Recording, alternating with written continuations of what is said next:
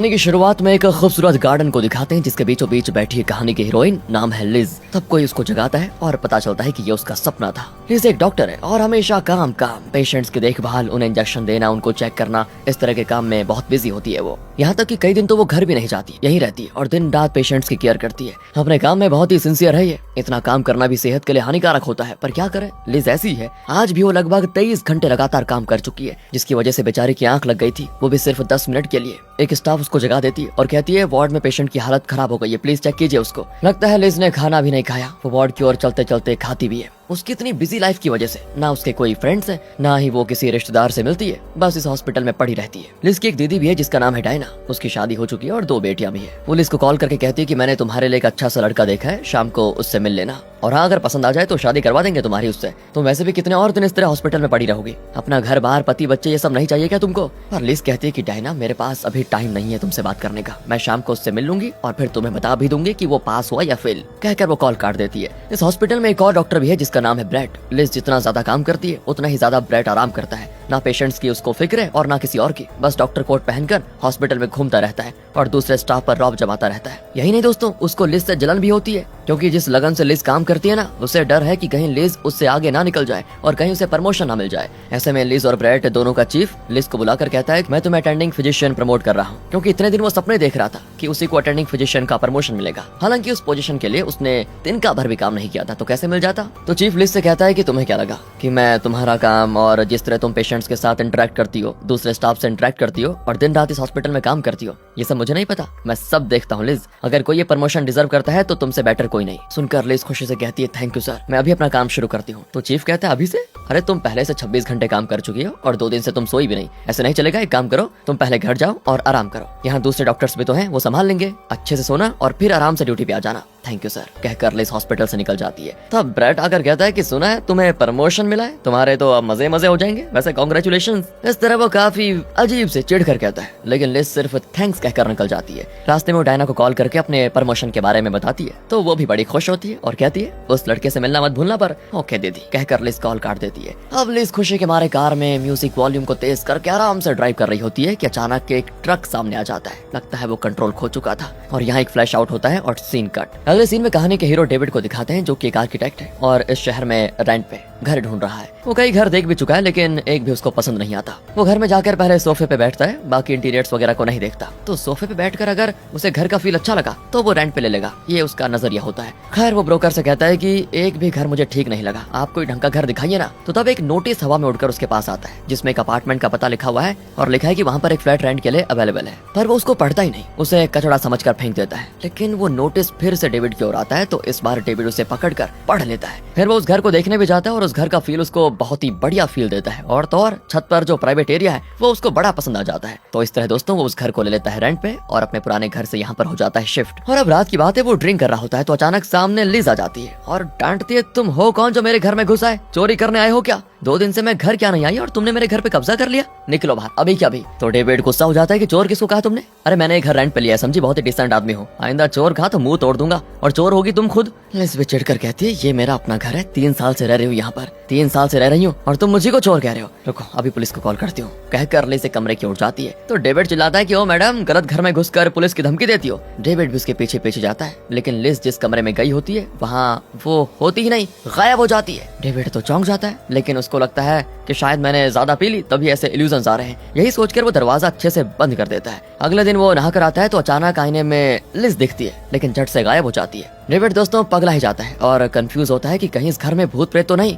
वो अपने दोस्त फ्रैंक को कॉल करता है, जो कि एक साइकियाट्रिस्ट है, और उसको ये सारी बातें वो बताता है। फ्रैंक कहता है मैंने कितनी बार कहा है कि अपने पास्ट के बारे में सोच सोच कर इतना मत पिया करो, अरे दिमाग खराब हो जाएगा तुम्हारा। दोस्तों यहाँ पर हमको पता चलता है कि डेविड के पास्ट में कोई ट्रेजेडी हुई थी जिसे वो भुला नहीं पा रहा है, शायद इसीलिए उसको ऐसे इल्यूजन्स आ रहे हैं। ऊपर से वो शराब भी तो बहुत ज्यादा पीता है। तो फ्रैंक उसको समझाता है कि पहले पीना छोड़ दो, फिर सब ठीक हो जाएगा। डेविड भी घर आ जाता है और बेड पर लेटा होता है, और ये क्या, लिज फिर आ जाती है और कहती है कि तुम्हारी इतनी हिम्मत कि मेरे बेड पे भी लेट गए तुम। अरे ये मेरा बेड है और ये मेरी चादर है। डेविड कहता है तुम सच नहीं हो, तुम एक भ्रम हो। लिज कहती है तुम बहुत ही शराब पीते हो ना? हाँ पीता हूँ। तो तुम एक साइकियाट्रिस्ट को भी कंसल्ट करते हो राइट? अरे हाँ हाँ करता हूँ, तो इससे क्या मतलब? और तुम ये सब कैसे जानती हो? मैं सब जानती हूँ, समझे? तुम अपने पास्ट को लेकर काफी डिस्टर्ब्ड हो, इसलिए तुम्हारी दिमागी हालत ठीक नहीं है और तुम इस वहम में हो कि किसी ने ये घर तुम्हें रेंट पे दे दिया है। अरे ये मेरा घर है, तुम्हें यकीन नहीं होता तो उस तकिए पे सॉस गिरा था, उसके दाग अभी भी वहीं पर हैं। डेविड देखता है कि वाकई में तकिए पे चादर लगी हुई है, और सुनो ये चादर भी मेरी है, इसका बिल भी है ड्रॉर में, इसमें मेरी फोटो भी थी, पर अरे मेरी फोटो कहाँ गई? अरे तुमने मेरी फोटो फेंक दी क्या? इस तरह उससे सवाल पे सवाल पूछते हुए लिज पुलिस को कॉल करने के लिए फोन उठाने की कोशिश करती है, लेकिन फोन नहीं उठा पाती। ओह, समझ गए होंगे दोस्तों आप, यहाँ पर हमको पता चल जाता है कि उस रात लिज का एक्सीडेंट हुआ था, पर अब उसकी आत्मा शरीर से निकल गई है और शायद वो कंफ्यूज्ड है कि वो मर गई या जिंदा है, इसीलिए बेचारे की आत्मा अपने घर में यहाँ वहाँ घूम रही है। और क्योंकि वो आत्मा है वो किसी चीज को उठा नहीं पाती। फिर वो किचन में जाती है, लेकिन वहाँ पर भी वो हो जाती है गायब। डेविड को अब यकीन हो जाता है कि ये जरूर एक भूतनी है, तो अगले दिन वो ब्रोकर को कॉल करके पूछता है कि इस घर में कौन रहता था, मुझे बताओ। ब्रोकर कहता है मैंने घर के ओनर से बात भी की, लेकिन वो बताने को तैयार ही नहीं है, लगता है कोई फैमिली प्रॉब्लम थी, मैं फिर कोशिश करता हूँ, कहकर ब्रोकर कॉल काट देता है। फिर डेविड एक बुक शॉप में जाता है जहाँ बैनी नाम का लड़का काम करता है। वो उससे पूछता है कि ये भूत प्रेत आत्मा वगैरह के बारे में कोई बुक है क्या तुम्हारे पास? मुझे जानना है ये भूत कैसे भगाए जाते हैं। असल में बैनी खुद भूत आत्मा वगैरह के बारे में काफी जानता है, उसने कई बुक्स भी पढ़े होते हैं कि कहीं पर आत्मा है या नहीं, ये कैसे पता लगाया जा सकता है और भूत या आत्मा के प्रेजेंस को कैसे फील किया जा सकता है। तो वो डेविड को कुछ बुक्स दे देता है और डेविड घर आकर उन बुक्स को पढ़ता है और सीखता है कि भूत को परमानेंटली घर से कैसे भगाया जाए। तो दोस्तों उस बुक के हिसाब से वो कोई मंत्र वगैरह कहता है, लेकिन लिज सामने आने का नाम ही नहीं लेती। तो वो कहता है कि सुन वही भूतनी, मैं जानता हूँ तुम यहीं पर हो, अगर सामने नहीं आई तो घर की सारी चीजें तोड़ दूंगा। और इस पर वो तुरंत आ जाती है और कहती है मेरी चीजों को छोटी सी भी खरोंच लगी ना तो तुम्हें मार डालूंगी। दोस्तों अब डेविड उससे ऐसी बातचीत करने लग जाता है जैसे वो भूत नहीं उसकी पड़ोसन है। कहता है मेरा नाम डेविड है, तुम्हारा नाम क्या है? अपनी फैमिली के बारे में बताओ और बताओ कि तुम मरी कैसे थी। तो लिज गुस्सा हो जाती है कि तुमसे किसने कह दिया मैं मर गई? अरे मैं जिंदा हूँ और इस घर में जी रही हूँ, दिखाई नहीं दे रहा तुम्हें? ठीक है तुम जिंदा हो ना, तो तुम्हारा नाम क्या है ये बताओ। अब लिज सोच में पड़ जाती है और वहाँ पर रखे हुए बुक में उसका नाम होता है, जिसको देखकर वो कहती है मेरा नाम लिज है। लो नाम भी तुम बुक में देखकर बता रही हो। अरे मरने के बाद याददाश्त चली जाती है क्या? अरे तुम्हें हो क्या गया है? मैं बार बार कह रही हूँ ना कि मैं मरी नहीं हूँ, लेकिन हाँ तुम्हें जरूर मार डालूंगी मैं। ये कहते कहते लिज पीछे जाती है तो एकदम से टैबलेट के बीच में खड़ी दिखती है। वो खुद चौंक जाती है कि ये कैसे हो गया। अरे सुनो लिज की आत्मा, तुम मर चुकी हो। इस बार तो लिज उसको मारने पे उतर आती है, लेकिन उसकी एक भी मार डेविड पर नहीं पड़ती। वो आत्मा जो ठहरी, फिर वो गुस्से में डेविड को धकेलती है, लेकिन खुद खिड़की से गिर जाती है। चलो अच्छा हुआ, रेस्ट इन पीस कहकर डेविड मुड़ता है तो लिज वहीं सामने बैठी होती है और कहता है कि तुम्हें इस घर से दफा किए बिना मैं मरूंगी नहीं। इसके बाद डेविड जहाँ जाता लिज उसके पीछे पीछे वहीं आ जाती, उसको चैन से नहाने तक नहीं देती, बहुत तंग करती है। जब वो टीवी देख रहा होता है तो जोर का चिल्लाकर उसके कान पका देती है। उससे छुटकारा पाने के लिए फिर डेविड चर्च के फादर को बुला लाता है,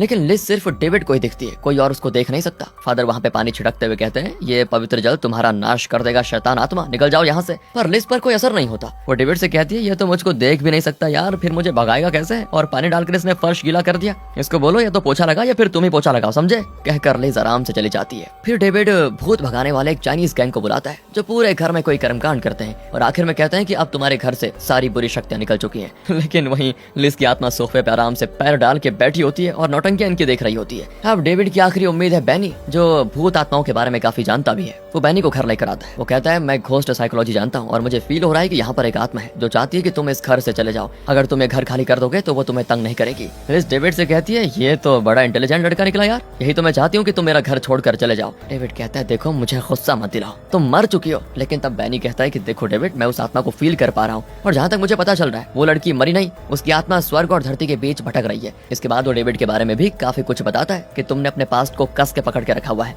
ऐसा मत करो, उसे जाने दो, पास्ट को बांधा नहीं जा सकता, अगर उसी का माता बनाते रहोगे तो कभी चैन से जी नहीं पाओगे। इस तरह कहकर वो चला जाता है और ये सुनकर लिज डेविड को चिढ़ाती भी है कि अच्छा तो ये बात है, लव फेलियर हो तुम, वैसे हुआ क्या था बताओ, वो तुम्हें छोड़कर गई थी या फिर तुम उसको छोड़कर? तो डेविड गुस्से में छत पे चला जाता है और ऑफ कोर्स लिज भी पीछे पीछे आ जाती है और बताती है कि छत को देखकर मुझे याद आया कि मैंने यहाँ एक बढ़िया गार्डन बनाने की सोची थी। अरे बताओ ना मुझे वो लड़की कौन थी और तुम्हारी मुलाकात कैसे भी वगैरह वगैरह बताओ। डेविड सिर्फ उससे इतना कहता है वो मेरी वाइफ थी और फिर वो बार्क में ड्रिंक करने जाता है। लिज उसे काफी समझाती है कि शराब से दर्द कम नहीं होता, बढ़ जाता है, लेकिन डेविड उसकी एक नहीं सुनता और अंदर जाने लगता है। तो लिज उसकी बॉडी में घुसकर उसे शराब पीने से रोकती भी है और खींच कर बाहर लेकर जाती है। अब डेविड गुस्से में एक पार्क में जाकर बैठ जाता है और पूछता है कि तुम्हें आखिर चाहिए क्या, मेरे पीछे क्यों पड़ी हुई हो? देखो डेविड सिर्फ तुम ही हो जो मुझे देख सकते हो और मेरी बातें सुन सकते हो, इसलिए मैं तुम्हारी मदद चाहती हूँ। मैं अपने बारे में कुछ नहीं जानती, ये भी नहीं जानती कि मैं मर गई हूँ या फिर जिंदा हूँ या फिर मौत और जिंदगी के बीच अटकी हुई हूँ। मुझे सच जानना है। तो दोस्तों अब सच जानने के लिए इनको सबसे पहले ये पता लगाना होगा कि लिज आखिर है कौन। तो इसके लिए डेविड अपने अपार्टमेंट के दूसरे लोगों से मिलता है और लिज के बारे में जानने की कोशिश करता है। लेकिन क्योंकि लिज हफ्ते में सिर्फ 1-2 दिन ही घर पर आती थी, बाकी के दिन तो वो हॉस्पिटल में काम करती रहती थी, तो वो उसके बारे में ज्यादा कुछ नहीं जानते। पर एक घर में एक लड़की होती है जो बताती है हाँ हाँ मैं लिज को जानती हूँ, लेकिन वो कभी कभार ही घर आती थी। काफी बिजी लड़की थी वो, किसी से बात तक नहीं करती थी। मैं और कुछ नहीं जानती बस। अब डेविड वहाँ से निकलने की कोशिश करता है, लेकिन वो लड़की डेविड को बातों में उलझा कर रखती है और थोड़ा फ्लर्ट भी करती है। डेविड जैसे तैसे छुटकारा पाकर निकल आता है। लिज को बड़ा गुस्सा आता है वैसे, और वो डेविड पर चिल्लाती है कि कहीं लड़की नहीं देखी कि बस ही करके बात करने लग गए। वो कुछ ज्यादा ही हंस कर बातें कर रही थी। और ड्रेस तो देखो, दोपहर को कोई वर्कआउट ड्रेस पहनता है क्या? डेविड कहता है हे भगवान शांत हो जाओ, शांत हो जाओ। सबसे पहले तो तुम्हारी असलियत का पता लगाकर तुम्हें यहाँ से बाहर निकालना ही पड़ेगा। कहकर वो उस घर की तलाशी लेता है कि कहीं लिज की कुछ आइडेंटिटी के बारे में सुराग मिल जाए। तब डेविड को एक लेटर मिलता है जिस पर कोई एड्रेस लिखा होता है। डोर नंबर जरा साफ नहीं होता, 425 या 426 जैसा होता है। लिज कहती है मुझे लगता है ये 425 है, यानी 425। तो अब वो उस एड्रेस पर जाते हैं, यानी डोर नंबर 425 पे एक बुजुर्ग आदमी दरवाजा खोलता है और डेविड उसे बताना शुरू करता है कि सर 5 फुट 2 इंच की हाइट की एक लड़की को आप जानते हैं क्या? उसका नाम था। पर इससे पहले कि डेविड आगे की बात करता है, वो बुजुर्ग घबरा जाता है कि ऑफिस में मेरी जो यंग गर्लफ्रेंड है उसके बारे में जानने तो नहीं आया ये। वो डेविड से पूछता है सच बताओ, क्या तुम्हें मेरी वाइफ ने मेरी जासूसी करने के लिए भेजा है? उसने तुम्हें कितना रोकड़ा दिया? अरे मैं दोगुना दूंगा, तुम बस इस बारे में किसी को बताना मत। शाम को आकर एक काम करना, चेक लेकर जाना। कहकर वो डेविड के मुंह पे दरवाजा बंद कर देता है। अब डेविड लिज को देखता है और कहता है कि छी लिज, क्या तुम इस बूढ़े की गर्लफ्रेंड हो? अबे चुप, मैं वैसी लड़की नहीं हूँ। ठीक है, जब असलियत जानूंगा तो पता चली जाएगा तुम कैसी लड़की हो या कैसी थी। असल में दोस्तों ये लोग गलत डोर नंबर पे चले गए थे। असल में उस लेटर में डोर नंबर 426 लिखा हुआ था, जो कि लिज के हॉस्पिटल में काम करने वाली एक सीनियर डॉक्टर का एड्रेस था। फिर डेविड और लिज एक रेस्टोरेंट में जाते हैं। वहाँ अचानक एक आदमी बेहोश हो जाता है। सभी घबरा जाते हैं और तुरंत ही एम्बुलेंस को कॉल कर देते हैं। लगता है उसकी सांसें नहीं चल रही। तब लिज डेविड से कहती है कि तुम उसकी छाती को चेक करो, कहीं सूजा हुआ तो नहीं है। डेविड भी टच करके देखता है और बताता है हाँ सूजा हुआ है। तो लिज कहती है ओके, डरने की बात नहीं है, हम बचा सकते हैं उसको। एक काम करो, तुम रेस्टोरेंट वालों से वोडका और चाकू मांगो। डेविड भी उनसे मांगता है और वो उसको दे देते हैं। तो लिज कहती है देखो, अब उसकी पसलियों की जगह पे जरा प्रेस करो, वहाँ थोड़ा वोडका डाल दो, फिर उस जगह पे चाकू से एक छोटा सा कट करो। डेविड बौखला जाता है कि तुम मुझे कत्ल करने के केस में अंदर करवाओगे क्या? अरे मैं ये सब नहीं करने वाला। लिज कहती है कुछ नहीं होगा डरपोक, उसको तरबूज समझकर धीरे से काट दे, बस छेद कर दे। तो डेविड भी जरा डर डर के एक छोटा सा कट कर देता है। ठीक है, हो गया। अब एक काम करो, वोडका के ढक्कन से उस पर थोड़ा प्रेस करो, उसके जरिए हवा निकल जाएगी और एयर ब्लॉक निकाल कर वो सांस लेने लगेगा। डेविड टेंशन में होता है, लेकिन लिज के इंस्ट्रक्शंस को फॉलो करके वो उस ढक्कन को प्रेस करता है। तो लंग्स में जो हवा ब्लॉक हुई थी वो डेविड के बनाए हुए उस छेद से बाहर आ जाती है और वो आदमी अब ठीक से सांस लेने लग जाता है। सभी डेविड की खूब तारीफ करते हैं। तब जाकर लिज को याद आता है कि हाँ, अगर मैं इतना कुछ जानती हूँ तो मैं जरूर एक डॉक्टर हूँ। वो डेविड को अपने आसपास के हॉस्पिटल्स में पूछताछ करने को कहती है। तो तब थॉमस हॉस्पिटल के बारे में पता चलता है और ये नाम लिज को सुना सुना सा लगता है। वो उस हॉस्पिटल में जाकर पूछताछ करते हैं तो रिसेप्शनिस्ट बताती है 3rd फ्लोर में लिज की सीनियर डॉक्टर है, वही आपको डिटेल में बताएंगी। ये दोनों भी जाते हैं वहाँ। लिज बहुत डरी भी होती है कि मुझे हुआ क्या था, पता नहीं मैं जिंदा हूँ या मर गई। असल में उस सीनियर डॉक्टर के घर जाने के बजाय ये लोग गलत डोर नंबर पे चले गए थे पहले दोस्तों। लेकिन अब डेविड उससे लिज के बारे में पूछता है तो वो पूछती है तुम कौन हो? डेविड कहता है मैं उसका बॉयफ्रेंड हूँ। वो पूछती है कि वो तो 24 घंटे हॉस्पिटल में रहती थी, फिर तुम उसके बॉयफ्रेंड कब बने? डेविड कहता है बस कुछ दिन पहले हमारी मुलाकात हुई थी। अच्छा, तो क्या तुम उसके एक्सीडेंट के बारे में कुछ जानते नहीं? डेविड जरा डगमगा जाता है, लेकिन कहता है हाँ मैं जानता हूँ, लेकिन मैं शहर से बाहर था। अच्छा ठीक ठीक। वैसे बहुत ही अच्छी और मेहनती डॉक्टर थी वो, उसके साथ इतना बुरा नहीं होना चाहिए था। 3 महीने हो चुके हैं उस एक्सीडेंट को। और दोस्तों अब लिज को सब याद आ जाता है और उसे अपने दिल की धड़कन भी सुनाई देती है। वो उस आवाज की दिशा में जाती है और यहाँ पर पता चलता है कि असल में उस एक्सीडेंट में लिजा मरी नहीं, सर पे बहुत चोट आने की वजह से वो कोमा में चली गई थी। अभी उसकी आत्मा समझ नहीं पाई कि उसे धरती पे रहना है या परलोक जाना है और वो अपने घर में भटकती रही। डेविड भी वहाँ पर आता है और लिज से कहता है अच्छा हुआ तुम मरी नहीं, तुम्हारे घाव देखकर तो लगता है कि तुम जल्दी कोमा से निकलकर नॉर्मल हो जाओगी। लिज कहता है कि डेविड 3 महीने अगर कोई कोमा में रहे तो उसका वापस नॉर्मल होना लगभग इम्पॉसिबल है। मैं खुद अपनी बॉडी में घुस कर देखती हूँ। कहकर वो जिस तरह डेविड की बॉडी में घुसी थी उसी तरह अपनी बॉडी में जाती है, लेकिन वो अपनी बॉडी को हिला नहीं पाती क्योंकि वो कुछ फील नहीं कर पाती। लेकिन डेविड जब उसको टच करता है तो वो उस टच को फील कर पाती है। खैर आत्मा अपने शरीर के साथ कनेक्ट हो गई थी। तो लिज कहती है मेरी इतनी मदद करने के लिए थैंक्स, अगर तुम ना होते तो मैं न जाने कहां कहां भटकती रहती और शायद कभी अपने शरीर तक पहुंच भी नहीं पाती। थैंक्स फॉर एवरीथिंग, अब मैं आगे का देख लूंगी और हाँ तुम्हें कभी परेशान नहीं करूंगी, तुम चैन से घर जाओ। इतने में डेविड जो लिज की आत्मा से पीछा छुड़ाना चाहता था और अब अचानक उससे अलग होने के बारे में सोचकर वो परेशान हो जाता है और पूछता है कि क्या तुम मेरे साथ घर नहीं आओगी? वो तुम्हारा ही तो घर है। वैसे हाँ घर तो मेरा ही है, लेकिन मेरी बॉडी तो यहाँ पर है ना, इसकी देखभाल करना मेरा फर्ज है। जब तक मैं पूरी तरह से जिंदा होकर आ नहीं जाती तब तक तुम उस घर में आराम से रह लेना, पर जब मैं जिंदा लौट आऊंगी ना तो तुम्हें तुरंत वहाँ से निकलना पड़ेगा, समझे? इस तरह वो मजाक करती है, लेकिन डेविड लिज से अलग नहीं होना चाहता। अब वो उदास होकर चला जाता है। तब सीनियर डॉक्टर दूसरे डॉक्टर को बताती है कि बेचारी लिज अभी अभी उसे एक बॉयफ्रेंड मिला था, उसकी लाइफ में प्यार आ ही रहा था कि बेचारी का एक्सीडेंट हो गया और कोमा में चली गई। ये सारी बातें लिज सुन रही होती है। फिर वो एक कमरे में जाती है जहाँ पर वो आराम किया करती थी। वहाँ एक डॉक्टर बिना ब्रेक लिए कई घंटे काम करने के बाद थकान के मारे सो रही होती है। तो लिज उसको देखकर दुखी होती है कि मैं भी इसी तरह लगातार काम करती रहती थी। फिर वो दूसरे कमरे में में जाती है जहाँ ब्रैड होता है। असल में लिज को जो अटेंडिंग फिजिशियन की प्रमोशन मिली थी वो पोजीशन अब ब्रैड को मिल गई है, क्योंकि लिज कोमा में चली गई थी। पर ब्रैड प्रमोशन पाने के बाद भी अभी भी अपनी ड्यूटी नहीं करता, पहले की तरह बस यहाँ वहाँ घूम घूम कर दूसरों पर रौब झाड़ता फिरता है। फिर लिज अपने कमरे में लौट आती है जहाँ डायना और उसकी बेटियां लिज को देखने आई होती हैं। उन्हें देखकर लिज बड़ी खुश भी होती है। चुटियां यहाँ उसके हाथ को टच करके खेल रही होती हैं, लेकिन लिज को कुछ भी फील नहीं होता। लेकिन जब डेविड ने उसको टच किया था तो वो उसके टच को फील कर पा रही थी। तभी वहाँ पर ब्रैड आ जाता है और डायना से कहता है कि लिज 3 महीने से कोमा में पड़ी हुई है। मुझे नहीं लगता कि इसके बाद वो कभी कोमा से बाहर निकलेगी, क्योंकि नॉर्मली ऐसे केसेस में पेशेंट की गरिमा को ध्यान में रखते हुए यूथनेसिया देना ही बेहतर होगा, मतलब गैर स्वैच्छिक इच्छा मृत्यु। और लिज का खुद का यही मानना था कि पेशेंट को ऐसी जिंदगी से, उसके दर्द और वेदना से मुक्ति दिलाने के लिए यूथनेसिया देना बेहतर होगा, इसीलिए वो अपने लिए भी वही चाहेगी। ये सुनकर लिज भड़क जाती और चिल्लाती है कि दीदी तुम इसकी बातों में मत आना, प्लीज इस फॉर्म पे साइन मत करना, मुझे कुछ नहीं होगा, मैं जल्दी होश में आ जाऊंगी, तुम्हारे पास ही खड़ी हूँ मैं, क्या मुझे फील नहीं कर पा रही हो? लेकिन दोस्तों चिल्लाने से क्या फायदा, उसकी तो कोई बात सुन नहीं पाएगा ना। डेविड के अलावा कोई और उसकी आवाज नहीं सुन सकता। डायना ब्रैड से कहती है हाँ तो मैं सोच कर बताऊंगी, फिलहाल इस बारे में मैं कोई फैसला लेना नहीं चाहती, कहकर वो चली जाती है। ब्रैड तो लिज को हमेशा हमेशा के लिए सुलाने पे तुला हुआ है, क्योंकि उसको डर है अगर वो ठीक हो गई तो ब्रैड की अटेंडिंग फिजिशियन वाली पोजीशन चली जाएगी। दूसरी ओर डेविड घर में बहुत ही अकेला फील होता है उसको। जब लिज थी वो डेविड को तंग करके रख देती थी, उससे लड़ती थी, लेकिन अब उसके बिना ये घर डेविड को सूना सूना लगता है। इतने में लिज की पड़ोसन आ जाती है, वही लड़की दोस्तों जिससे उस दिन डेविड लिज के बारे में पूछने गया था और जो डेविड के साथ थोड़ा फ्लर्ट भी कर रही थी। वो बताती है मेरे फ्लैट की चाबी खो गई, पता नहीं शायद कहाँ गिर गई, बस मुझे आपका बाथरूम यूज करना है, कर सकती हूँ क्या? डेविड कहता है ठीक है कर लो। इतने में लिज आ जाती है, जिसको देखकर डेविड बड़ा खुश होता है और पूछता है अरे लिज तुम, मुझे पता था मेरे बिना वहाँ तुम्हारा दिल नहीं लगेगा है ना। लिज कहती है क्या तुम खुद को हैंडसम रोमियो समझते हो जो मैं तुम्हें मिस करूंगी? वो तो बस तुम्हें मेरी आवाज सुनाई देती है इसलिए तुमसे मदद मांगने आ गई, वरना तो मैं तुम्हें मुड़ के भी ना देखूं। खैर वो छोड़ो, मेरी जान पे जान बनाइए डेविड। वो ब्रैड है ना, वो मेरी दीदी को मुझे यूथनेसिया देने के लिए कन्विंस करने की कोशिश कर रहा है। डायना ने कहा कि वो सोच के बताए कि प्लीज तुम कुछ भी करके मुझे बस इस मुसीबत से बाहर निकालो, मुझे जीना है यार, मरना नहीं है। इतने में बेडरूम से कोई आवाज आती है तो लिज पूछती कौन है वहाँ? डेविड कहता है वो वही लड़की जो उस दिन दोपहर को वर्कआउट कर रही थी, वो यहाँ पर क्या कर रही है? हाँ अच्छा, मैं घर से गई नहीं कि तुम उसको घर में लेकर आ गए। अरे गर्म मत हो जाओ यार, उसने कहा था कि उसको बाथरूम यूज करना है बस, इसलिए मैंने उसको अलाउ किया। क्यों उसके घर में बाथरूम नहीं है? अरे उसके फ्लैट की चाबी कार में फंस गई है शायद और उसको अर्जेंटली बाथरूम यूज करना था, इसीलिए मैंने उसकी मदद कर दी। इसमें हर्जी क्या है? अबे वो बाथरूम से नहीं बेडरूम से आवाज दे रही है, बेडरूम से। देखो लिज मुझे बिल्कुल भी आइडिया नहीं था कि वो बेडरूम में चली जाएगी। हो तो तुमको आइडिया ही नहीं था, मैं खूब जानती हूँ तुम्हें। उस दिन तो उसको वर्कआउट ड्रेस में देखकर तुम्हारी जो आंखें फटी की फटी रह गई थी ना, तुम्हें क्या लगता है कि मैं को जानती नहीं? मैंने तो तुम पर भरोसा करके बड़ी गलती कर दी। तो डेविड कहता है एक बात बताओ, वैसे तुम्हें मुझ पर विश्वास करने की जरूरत ही क्या है? मैं किसी भी लड़की के साथ रहूं, तुम्हें इससे क्या है? कहीं तुम्हें जलन तो नहीं हो रही? जलन? अरे हट, तुम किसी के साथ जियो मरो, मुझे इससे क्या? इस तरह वो कह तो रही होती है दोस्तों, लेकिन डेविड को साफ दिखाई देता है कि वो डेविड को पसंद करने लगी है। लेकिन वो इनकार करके गुस्से में छत पर चली जाती है और फिर डेविड भी पीछे पीछे जाता है। तो वो पूछती है कि अब क्यों आ गए? जाओ, वहाँ तुम्हारी नई गर्लफ्रेंड तुम्हारे इंतजार में है। डेविड कहता है नहीं यार, उसको तो मैंने भेज दिया है, ये कहकर कि मेरी लाइफ में पहले से एक लड़की है, मतलब थी।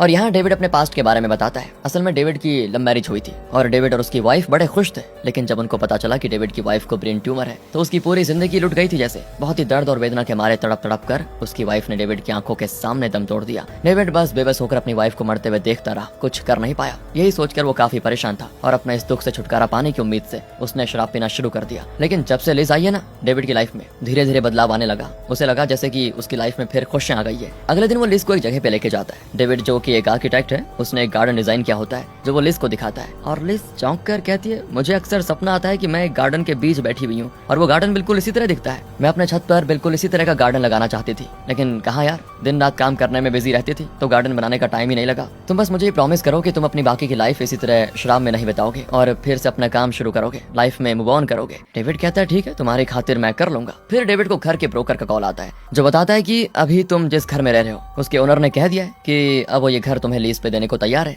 क्योंकि उसकी बहन जो इस घर में रहती थी और एक एक्सीडेंट में कोमा में चली गई थी, उसका यूथनेसिया होने वाला है, अब वो वापस कभी नहीं आएगी। जब डेविड लिज को ये बातें बताता है तो वो बौखला जाती है कि दीदी ने मेरे लिए ये फैसला लिया, बताओ। दोनों तुरंत ही डायना से मिलने जाते हैं, मतलब डेविड मिलने जाता है। वो लिज से पूछता है कि अगर मैं डायना से कहूंगा कि तुम मतलब तुम्हारी आत्मा मेरे साथ घूम फिर रही है तो वो जरूर मुझे पागल समझेगी, मुझे कोई ऐसा सीक्रेट बताओ जो तुम्हारे और डायना के अलावा कोई जानता नहीं था, तब शायद वो मेरी बात का विश्वास करेगी। लिज कहती है कि 3rd क्लास में पढ़ते वक्त मेरी दीदी का नाम था एलन लेकिन वो खुद के नाम को गलत कहती थी कि मेरा नाम लियान है। अबे यार ये किससे पाला पड़ गया मेरा। अरे ये भी कोई सीक्रेट होता है? कुछ ढंग का सीक्रेट बताओ ना। हाँ मुझे याद आया, क्या था कि शादी से सिर्फ 5 मिनट पहले डायना ने अपने एक्स बॉयफ्रेंड को किस किया था। ये मेरे अलावा कोई नहीं जानता। अब डेविड डायना के पास जाकर कहता है कि तुम्हारी बहन की वजह से ही मैं जिंदा हूँ, मैं उसका पेशेंट था, लेकिन उसे कोमा में देखकर मैं बहुत ही परेशान हूँ और मैंने सुना है कि आप उसके यूथनेसिया के लिए मान गए, प्लीज उसको थोड़ा और टाइम दीजिए। लेकिन डायना साफ कह देती है कि तुम्हें लिज की इतनी फिक्र है। ये देखकर मुझे खुशी हुई, लेकिन इस तरह जिंदा लाश की तरह पड़े रहने से तो मर जाना ही बेहतर होगा उसके लिए। वो खुद भी यही चाहेगी,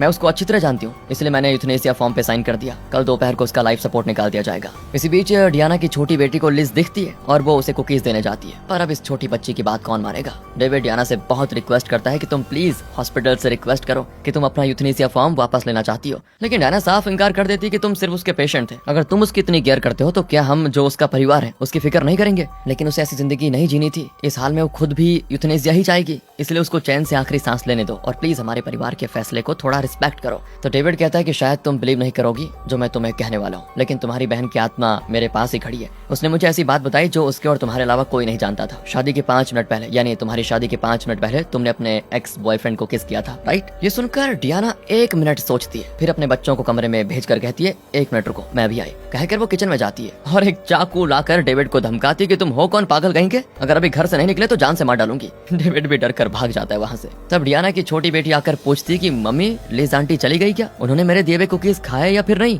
तो डियाना को शक होने लगता है कि कहीं डेविड सच तो नहीं कह रहा था। दूसरी ओर लिज डेविड से कहती है डायना यकीन करे या ना करे, चुटकी को तो मैं दिख ही रही थी, लेकिन वो ठहरी छोटी बच्ची, उसकी बातों पर कौन विश्वास करेगा। अब हमारी आखिरी उम्मीद है बैनी। ये सोचकर वो बैनी से मिलने जाते हैं तो वो कहता है मैं लिज की आत्मा को फील कर पा रहा हूँ और उसके चारों ओर एक लाल रंग की चमक है, जिसका मतलब यह है वो तुम्हें चाहती है। डेविड भी लिज की तरफ देखता है, लेकिन वो गुस्सा होने की एक्टिंग करती है, सिर्फ एक्टिंग, और कहती है पहले मेरी जान बचाओगे या मुझसे रोमांस करने की उम्मीद करोगे, बताओ जान बचाओ पहले। इस बैनी से पूछो कि मैं अपनी बॉडी में फिर से जाकर जिंदा कैसे हो सकती हूँ। पर बैनी कहता है मैं सिर्फ फील करके बता सकता हूँ कि आत्मा है या नहीं, बाकी उसे कैसे वापस उसकी बॉडी में पहुंचाया जा सकता है ये सब मैं नहीं जानता। कहकर दोनों वापस आ जाते हैं और लिज का एक्सप्रेशन देखकर ऐसा लगता है जैसे कि कल दोपहर को उसे फांसी होने वाली है। अब तक उसकी लाइफ में घटी सारी घटनाएं एक फ्लैश की तरह उसे दिखती हैं। और तो और डेविड के साथ आज उसका आखिरी दिन है, कल दोपहर को उसका यूथनेसिया होगा और वो सीधे परलोक सिधार जाएगी। ये सारी बातें कहकर वो बड़ी दुखी भी होती है और बताती है बैनी ठीक ही कह रहा था, मैं तुम्हें बहुत ही पसंद करती हूँ, अगर मैं कोमा से निकलकर जिंदा हो जाती तो तुम्हें सच में प्रपोज कर देती। डेविड भी कबूल कर लेता है कि लिज के आने के बाद उसकी लाइफ में जो दुख था वो कम हो चुका है। उसे लगा था कि उसकी वाइफ के मरने के बाद उसकी लाइफ खत्म हो चुकी थी, लेकिन लिज ने उसकी लाइफ बचा ली और उसे फिर जीने की उम्मीद दी। वो कहता है उस दिन तुम्हें हॉस्पिटल में छोड़कर जब मैं घर आया ना तो मुझे बहुत दुख हुआ, अपनी वाइफ के बारे में सोचकर नहीं, बल्कि तुम्हारे ना होने से मेरी लाइफ में जो सूनापन आ गया था उस बारे में दुखी था मैं। इस तरह दोनों अपने अपने दिल की बातें कहते हैं, अपने प्यार का इजहार कर देते हैं। तो अब लिज को बचाने का एक प्लान बनाता है डेविड। वो एक ट्रक ले आता है और अपने साइकेट्रिस्ट फ्रैंक के साथ हॉस्पिटल की ओर जाता है। लिज भी साथ होती है, पर डेविड फ्रैंक से झूठ कहता है कि मैं हॉस्पिटल में मेडिकल सप्लाईज देने जा रहा हूँ। तो हॉस्पिटल पहुंचने के बाद डेविड एक पोर्टेबल वेंटिलेटर और कुछ इक्विपमेंट्स वगैरह निकालने लग जाता है। तो फ्रैंक पूछता है ये तुम कर क्या रहे हो, तुम तो कुछ सप्लाई करने आए थे ना, फिर ये क्या उठा रहे हो। तो अब डेविड उसको सारा सच बता देता है और कहता है कि लिज की आत्मा फिलहाल तुम्हारे पीछे खड़ी है। ये सुनकर फ्रैंक तो डर जाता है और कहता है कि पक्का, मुझे तो लगता है कि तुम्हारी दिमागी हालत ना बद से बदतर हो रही है। डेविड कहता है मैं पागल नहीं हूँ, सच में लिज की आत्मा तुम्हारे पीछे खड़ी है। फ्रैंक कहता है देख मत करी हरकतें, तो मैं पीछे अपने हाथ से रॉक पेपर सीजर खेलूंगा और तुम उस आत्मा से कहो कि वो मेरा हाथ देखकर तुम्हें सही जवाब बताए। डेविड कहता है ठीक है। अब फ्रैंक हाथ पीछे करके उंगलियों से बारी बारी रॉक पेपर सीजर खेलता है, तो लिज उसको देखकर डेविड को बता देती है और डेविड सारी चीजें सही बता देता है। अब फ्रैंक के पसीने छूटने लगते हैं कि सच बता यार, क्या वाकई में मेरे पीछे भूतनी खड़ी है। डेविड कहता है हाँ यार भूतनी खड़ी, लेकिन बहुत ही अच्छी भूतनी है वो, और तुम बेकार की बातें करते रहोगे या उस लड़की को बचाने में मेरी मदद करोगे। फ्रैंक कहता है ठीक है यार गर्म मत हो। फिर दोनों लिज के कमरे में जाते हैं और वहाँ लिज को देखकर फ्रैंक बौखला जाता है कि अरे ये लड़की, अबे तुम शादी के लिए जिस लड़की से मिलने वाले थे यही तो है वो लड़की, मेरी एक्स गर्लफ्रेंड की बहन है ये। किस्मत का एक ऐसा खेल है भगवान, अगर उस रात इसका एक्सीडेंट नहीं हुआ होता तो तुम दोनों की शादी हो चुकी होती। अब लिज डेविड से पूछती है इसका मतलब ये हुआ कि फ्रैंक ही मेरी दीदी का एक्स बॉयफ्रेंड है। अब डेविड फ्रैंक से पूछता है क्या तुम ही लिज की दीदी डायना के बॉयफ्रेंड हो। फ्रैंक कहते हैं हाँ यार, कॉलेज से हम दोनों प्यार करते थे, लेकिन फिर उसकी कहीं और शादी हो गई, अब तो हम सिर्फ फ्रेंड्स हैं। डेविड भी कहता है वाह यार, तू काफी स्मार्ट निकला, तुम में इतनी हिम्मत कैसे आ गई कि उसकी शादी से 5 मिनट पहले तुमने उसे किस कर दिया। और अब फ्रैंक चौंक जाता है कि ये सब तुम्हें कैसे पता। डेविड कहता है कैसे पता, लिज ने बताया था मुझे। कम से कम अब तो तुम्हें विश्वास हो ही गया होगा कि लिज की आत्मा मेरे साथ खड़ी है।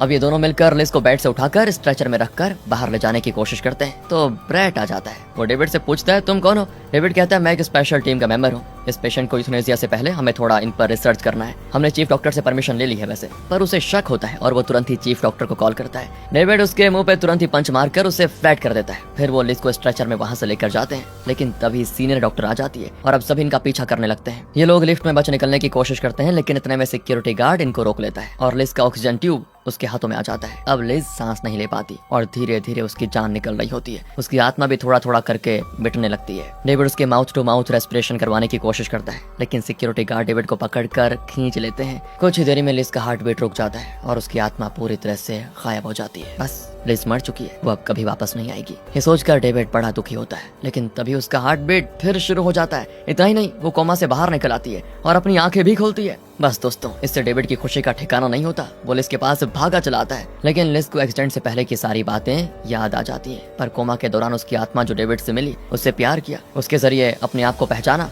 ये सारे एक्सपीरियंसेस वो भूल चुकी थी। इतने में डायना आ जाती है और वो बहुत ही गिल्टी फील करती है कि डेविड को जो विश्वास था कि लिज को कुछ नहीं होगा, वो विश्वास उसकी सगी बहन के नाते मुझे क्यों नहीं था। वो लिज से पूछती है, क्या तुम इस आदमी को जानती हो? लिज कहती है, नहीं, कौन है? बेचारा डेविड टूट जाता है, लेकिन वो कोमा से निकल गई सही सलामत। ये डेविड के लिए बहुत था और वो वहाँ से चुपचाप चला जाता है। कुछ दिन बाद लिज पूरी तरह से ठीक हो जाती है और वापस अपने अपार्टमेंट में आती है। तब उसे पता चलता है कि जिस दौरान वो कोमा में थी, तब उसके फ्लैट में कोई और रह रहा था। वो सीधे छत पर जाती है तो वहाँ बिल्कुल वैसा ही गार्डन बना होता है जो वो अक्सर सपनों में देखा करती थी, और ये गार्डन डेविड ने बनाया था। वो डेविड से पूछती है, तुम्हें कैसे पता चला कि मैं ऐसा ही गार्डन चाहती थी? डेविड कहता है, तुमने खुद मुझे बताया था। लिज चौंक जाती है और कहती है, मुझे तो तुम्हारे बारे में कुछ याद भी नहीं है। वो कहता है, कोई बात नहीं, मैं तो बस तुम्हारे फ्लैट की चाबी तुम्हें वापस करने आया था। मैं तुम्हारे फ्लैट में उस समय रेंट पे रह रहा था, कहकर वो चाबी उसके हाथ में दे देता है। और जैसे ही उसका हाथ लिज के हाथों को टच करता है, लिज को धीरे धीरे सब याद आ जाता है कि वो डेविड से कब मिली, कैसे मिली, उनके बीच क्या क्या हुआ। और वो कहती है, मेरी जान बचाने के लिए थैंक्स डेविड। तब जाकर डेविड की जान में जान आती है कि लिज को सब याद आ गया और इमोशनल होकर दोनों किस करते हैं। इसी हैप्पी मोमेंट के साथ होती है दोस्तों ये प्यारी सी मूवी यहाँ पर खत्म। अब